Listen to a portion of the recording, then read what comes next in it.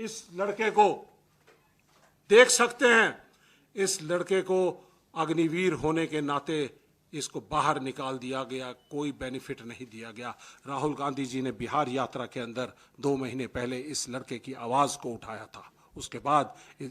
उसके बाद defence ministry जागी और उसके बाद कांटेक्ट किया गया, लेकिन अभी भी कोई भी इनको जो बेनिफिट्स हैं वो नहीं मिल पाए। साथियों, ऐसे एक जायसवाल नहीं, अमरनाथ जायसवाल एक नहीं है, ऐसे सैकड़ों बच्चे हैं जिनको बाहर निकाल दिया गया। अगर ये रेगुलर सैनिक होते तो इनको एब्जॉर्ब किया जाता। कांग्रेस पार्टी इनको न्याय दिलवाने का काम करेगी। साथियों, इसके साथ साथ जिस तरह से कांग्रेस पार्टी, महागठबंधन, इन्होंने बिहार के लिए इलेक्शंस के अंदर पूर्व सैनिकों को मान और सम्मान देने के लिए एक मैनिफेस्टो के अंदर कुछ चीजें शामिल की है और ये पहली बार ऐसा हो रहा है। कांग्रेस पार्टी सैनिकों के सम्मान में हमेशा से खड़ी थी, है और रहेगी, लेकिन एनडीए ने, मोदी साहब ने, किसी ने भी एक शब्द भी इन सैनिकों, पूर्व सैनिकों के सम्मान के लिए नहीं बोला। और याद रहे, बिहार के अंदर पूर्व सैनिक और सैनिक समाज की 10 लाख से ज्यादा बड़ी संख्या है।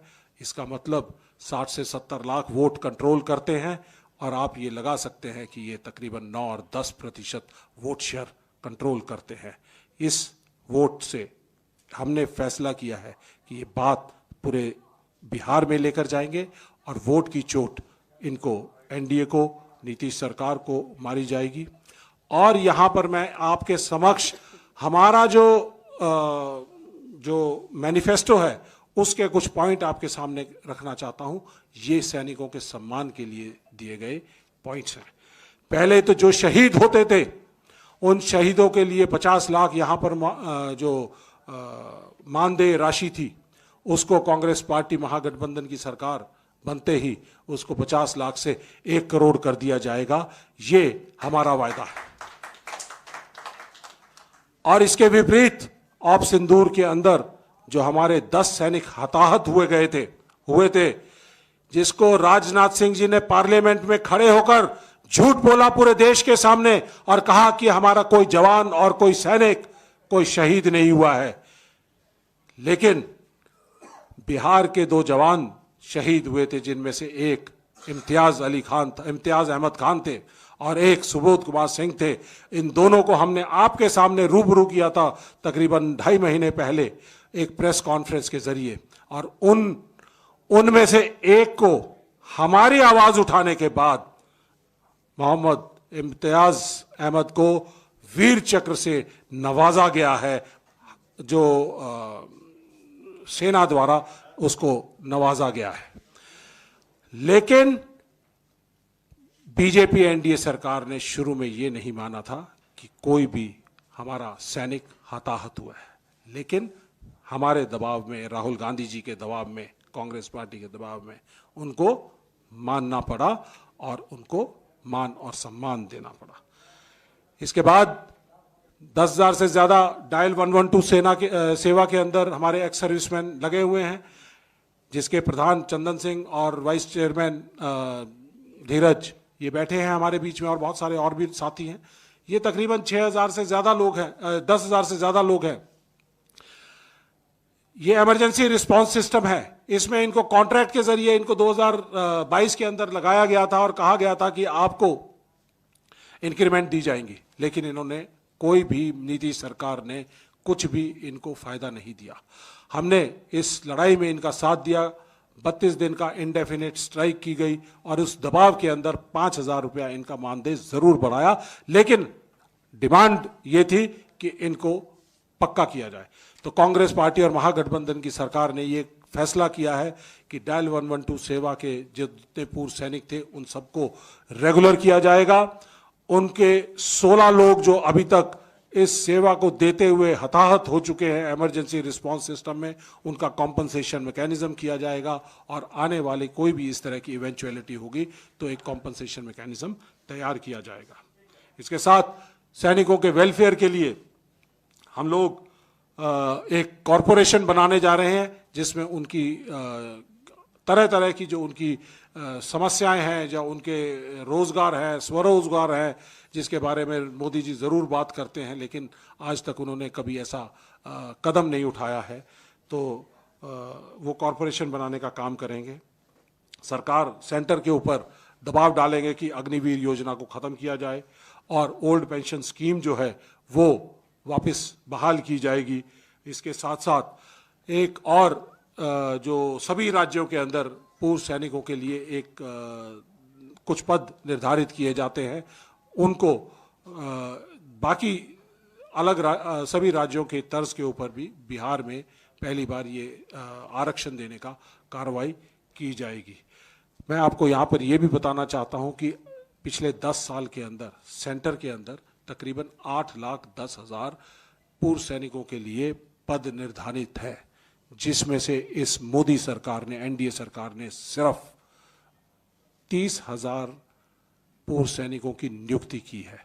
तकरीबन 7,80,000 पद खाली पड़े हैं। अगर ये पद भरे होते तो आज मेरे किसी भी सैनिक को, पूर्व सैनिक को वापस आने के बाद किसी भी इंडस्ट्रियल हाउस में या उसके बाहर सिक्योरिटी गार्ड की नौकरी नहीं करनी पड़ती।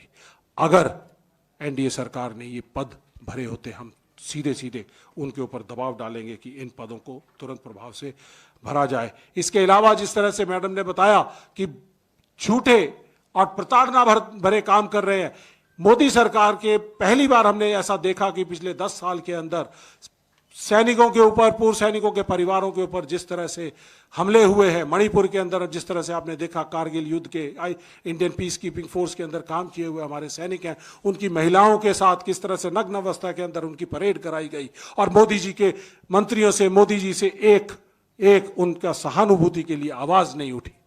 इसके साथ साथ हमारा एक 9 पैरा कमांडो का एक जवान जो जयपुर के अंदर, उसको पुलिस थाने के अंदर लाकर उसको पीटा गया, वो सर्जिकल स्ट्राइक के अंदर, वो पाकिस्तान के अंदर 10 किलोमीटर अंदर जाके लड़ाई तो लड़ सका, लेकिन अपने देश की पुलिस के सामने, एनडीए की सरकार के सामने, इस डबल इंजन की सरकार के सामने हार गया, क्योंकि उसको पुलिस ने पकड़कर उसको बिना बात कर मार पिटाई उसके साथ की। हम उनके साथ खड़े हैं। पंजाब के अंदर हमारे एक कर्नल साहब और उनके बेटे के साथ किस तरह से उनके साथ मार पिटाई की गई थी, उसके खिलाफ हम खड़े हैं। इसके साथ साथ भुवनेश्वर के अंदर इन्होंने एक ब्रिगेडियर की बेटी जो अपने एक सर्विंग मेजर जो उनके मंगेतर थे, उनके साथ जा रही थी और डिप्टी चीफ मिनिस्टर के लड़के ने किस तरह से उनके साथ बदतमीजी की, और उसके बाद पुलिस थाने के अंदर जब वो रिपोर्ट लिखने के लिए गए तो उनके साथ प्रताड़ना की, पुलिस ने गलत व्यवहार किया। इंदौर में मैं याद दिलाना चाहता हूं कि यही बीजेपी एनडीए की डबल इंजन की सरकार थी, जहां पर हमारे 4 युवा अफसर थे जो अपनी मंगेतरों के साथ घूमने गए हुए थे, उनके साथ किस तरह से मार पिटाई की और उनमें से 2 के साथ ऐसे है कि जबरदस्ती उनके रेप की कार्रवाई की गई। तो ये डबल इंजन सरकारों के देश में सैनिकों और पूर्व सैनिकों के सम्मान के कार्य हैं, जो आपके जरिए मैं बताना चाहता हूं, और आपकी बहुत बड़ी जिम्मेदारी है कि ये पूरे बिहार के अंदर सब जगह लेकर जाए। और मैं अपने साथियों के 10 लाख पूर्व सैनिकों से आह्वान करना चाहता हूं कि जो सेना का नहीं, जो सेना का सम्मान नहीं करता, हम उसके साथ नहीं है और हम इस सरकार को उखाड़ कर बाहर फेंकेंगे। ये हमारा वायदा भी है। ये हम पूर्व सैनिक वायदा जब करते हैं या सैनिक वायदा करते हैं तो एक ही वायदा होता है हमारा देश से, या तो तिरंगे में लिपट कर आएंगे या तिरंगा फहरा कर आएंगे। और यह बीड़ा उठाया है पूर्व सैनिक विभाग कांग्रेस पार्टी ने कि अब या तो इस एनडीए की नीतीश की सरकार को उखाड़ कर फेंकेंगे और उसके अलावा दूसरा कोई और विकल्प नहीं होगा। बहुत बहुत धन्यवाद। सवाल? यदि आप लोगों के कुछ सवाल हों तो हम कोशिश करेंगे उत्तर देने की। प्लीज जी, आप कुछ पूछ रहे हैं?